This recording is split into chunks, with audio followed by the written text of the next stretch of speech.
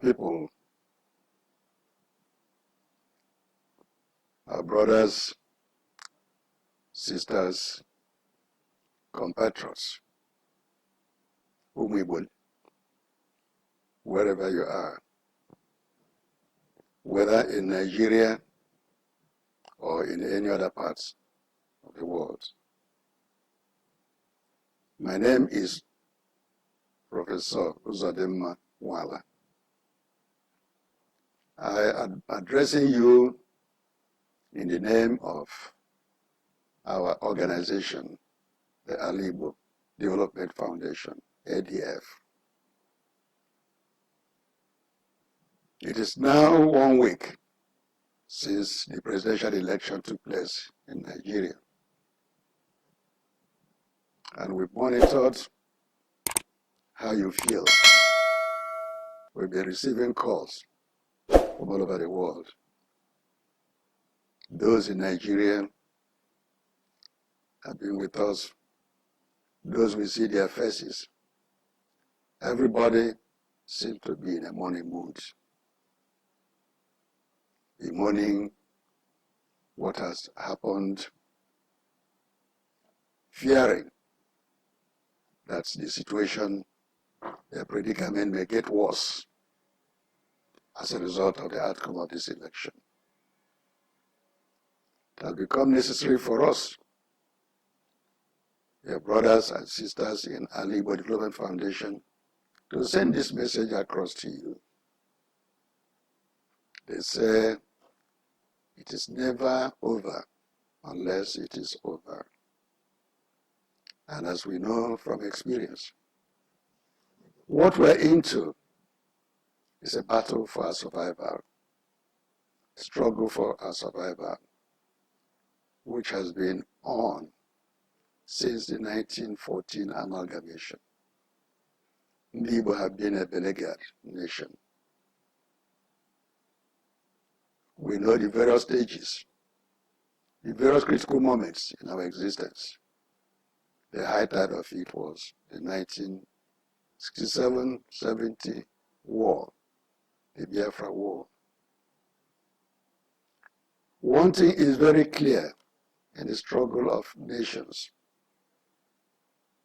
We are not the only people in history that have had this kind of checkered experience.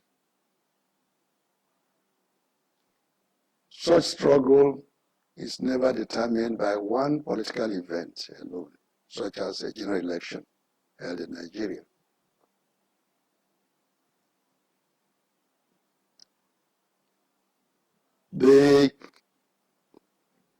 Our struggle is not based on the outcome of any election, not this last one. Our struggle is not based on the outcome of that thing. More than anything else, the election itself has shown the world that we have very genuine reason to tell the world and to continue telling the world, continue crying to the world that our predicament in the Federal Republic of Nigeria has been a most unfortunate, tortuous one. And that all efforts to live together with our neighbors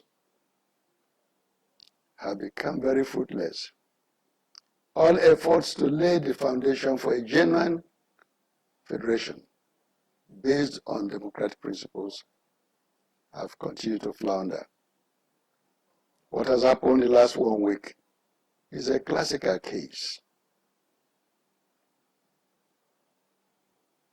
One of the fundamental principles that hold federations together, hold the union of nations together, is the principle of rule of law. Do things according to law. Having a genuine constitution that defines the fundamental principle that hold the country together.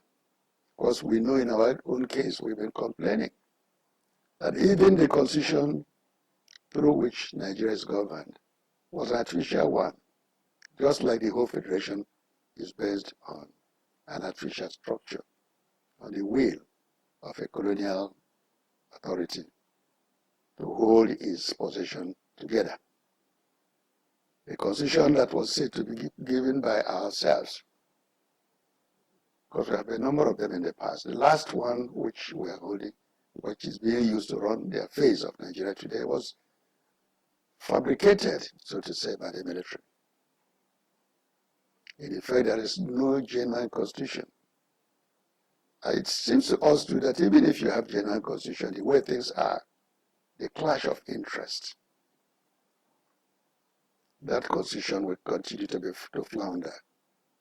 Because some of the people we are dealing with don't believe the rule of law. No matter how genuine the constitution is, they don't believe the rule of law.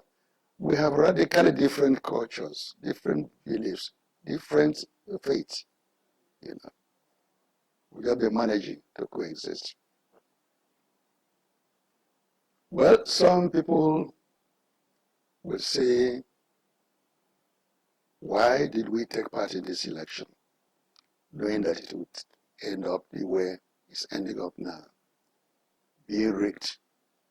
And of course, the way things are, even from this election, there can never be a genuine democratic election in the country. There can never, you know.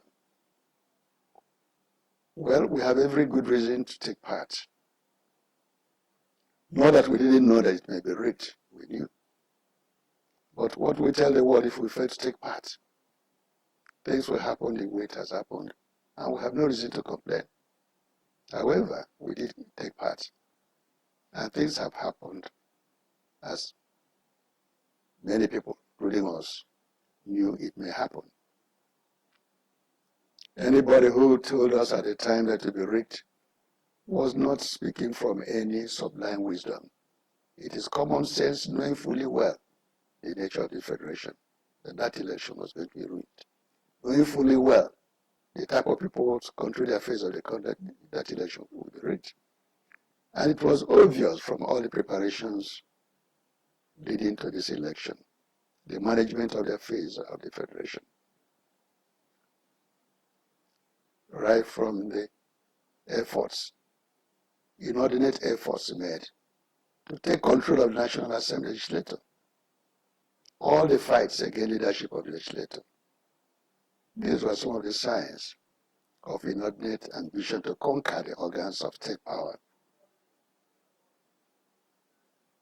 We are aware, everybody's aware, that the Security Council of this country is controlled virtually by one ethnic nationality. Is it the DSS? Is it the police? Is it the FCC? Is it even the Electoral Commission that has organized this election? It's controlled by one ethnic nation. In recent weeks, the whole world was aghast to see the war waged against the judiciary, an institution many people regard as the last bastion of democracy. It was assaulted, the leadership messed up, with all amount of impunity. All these were signal preparations to ensure that when this election is rigged, there will be no recourse for redress. There will be no recourse for democratic redress. That's what is before us now.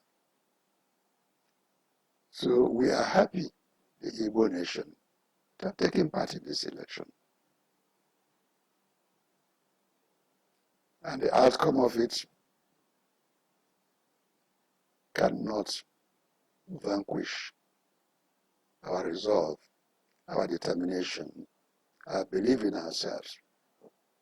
Yes, we did take part in this election, and as everybody can see, the Igbos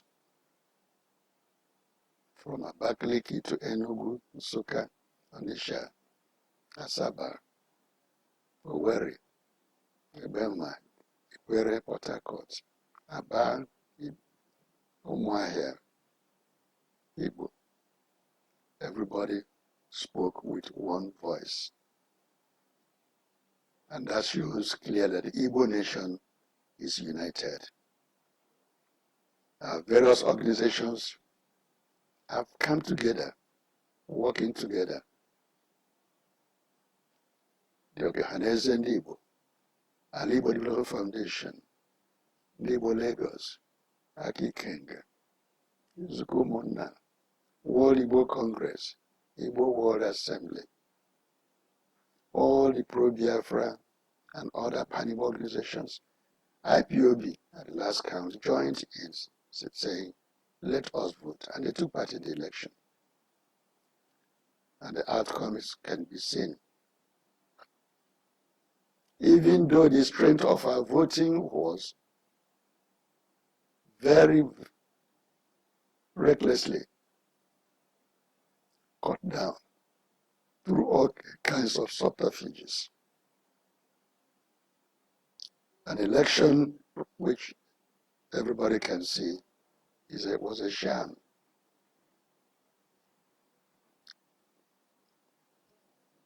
The so-called instrument for voting, the so-called card reader, was used in the South, not in the North. In the North, ballot papers were given out freely. And in some places, people were engaged in thumb printing and maculating and amassing the figures. In the South, less starting harassment of people, bringing out artificial registers, in which many people couldn't find their names, engaging miscreants to assault voters, to burn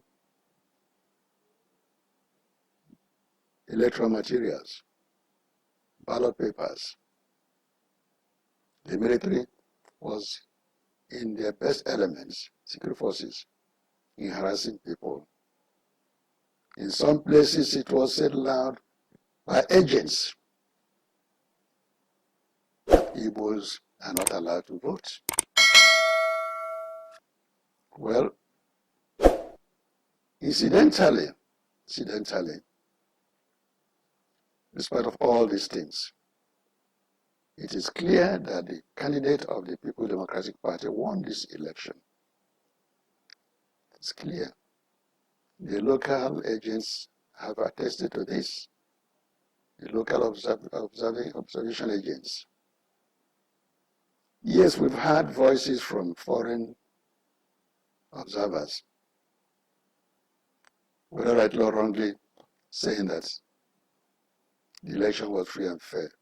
Ask yourself, how many of them were in the country? How many of them, how much could they cover? In what places did they cover? They were allowed and posted to places where they made sure things went smoothly. But in areas where plans were made to rig the election blatantly, they were not there, they couldn't see it. So it's for us, the testimony from foreign observers is not genuine testimony. There's no way they could have really seen all the cultures, all the killings, all that way that people suffered just to express their democratic rights.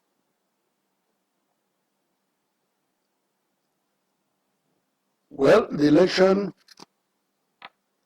presidential election has come, and as I've said, we in Igbo Development Foundation have no doubt in our mind that that election was very, very fraudulent. A determined effort to return President Buhari to power.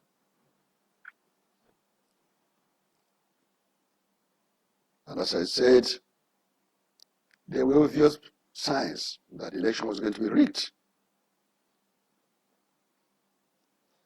Seizure of the legislature, seizure of the organs of force, the military, security, the police, for the judiciary. All these were efforts preparatory to ensuring that the election, the result of the election came to confirm their determination to rule. What about very sordid experiences during the election itself?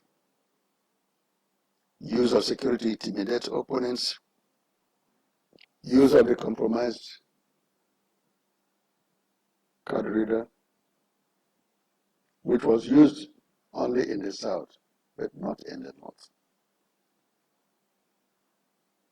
The disenfranchisement of voters. In many places, no voting took place. Even those places where votes were cast, they sent thugs to come and burn this thing. We see state security people watching, colluding, and all this.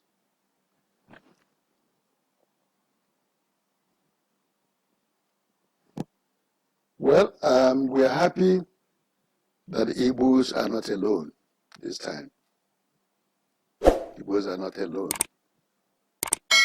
From southern Kaduna, the Tamil Belt, to western Nigeria, to south to Alibo. Everybody has experienced the impunity, the determination, the repressive government we have. That's what is a lot this time. Well, for us, our message to our people, please don't get downcast. Don't lose hope. Let's be determined. Our struggle for self-determination was not predicated on this election. That struggle will continue. God did not create the Igbos to be slaves to anybody. In history, we've demonstrated again and again that our people are a people who love freedom, a people who cherish their right to self-determination, a people who advance to slavery. And evidence abound in history of the Igbos resisting slavery. We should know our character as Igbos, that the Igbo would rather die than be slaves to any other nation or nations. The world is aware of the historic Igbo landing in Double Creek, St. Simon's Island, in Georgia, 1803, when our men, about 14 of them, who had been led, tricked, to land in America as slaves. And on realizing it, all of them held their hands. Rather than come out and live as slaves, they went their hands, they moved back, all drowned in the ocean, rather than be slaves. This is the character of the Igbo. We're also aware of the Igbo young men already trapped as slaves in Haiti, who led the rebellion that got Napoleon defeated.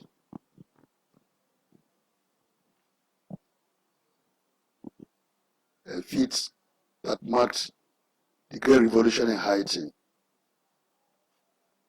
And today, it ended French colonial rule in Saint-Simon, in Saint-Dominique, now the sovereign state of Haiti. That historic event is now widely seen as a defining moment in the history of racism in the Atlantic world. Because we do not need to repeat the story of the Bar women riot. Actually, is the Igbo women resistance movement that helped to end colonialism in Africa. We also know the frontline role of Igbo leaders in the struggle for independence. So the Igbos are not cowards. As things stand now, today, gentlemen, we are determined